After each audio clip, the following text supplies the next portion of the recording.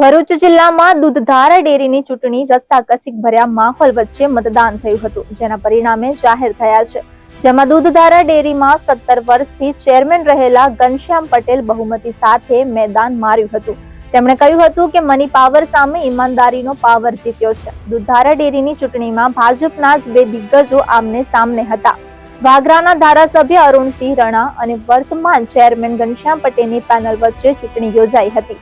દૂધધારા ડેરીના ચેરમેન રહેલા ઘનશ્યામ પટેલ બહુમતી સાથે મેદાન માર્યું હતું। ભાજપે આપેલા મેન્ડેટના તમામ ઉમેદવારો જીત મેળવતા ખુશીનો માહોલ જોવા મળ્યો હતો। ભરૂચ જિલ્લા દૂધ ઉત્પાદક સંઘની ચૂંટણીમાં 12 ઝોનમાંથી 11 ઝોનની ચૂંટણી થઈ। 11 ઉમેદવારો આપણા વિજેતા થયા છે। એક ઉમેદવાર બિનહરીફ થયા હતા। આ ચૂંટણીનો જે ભવ્ય વિજય થયો છે એ અમારી ભારતીય જનતા પાર્ટી ને જાય છે। અમારા પ્રદેશ અધ્યક્ષ આદરણીય સી.આર. પાટીલ સાહેબે અમને મેન્ડેટ આપ્યો।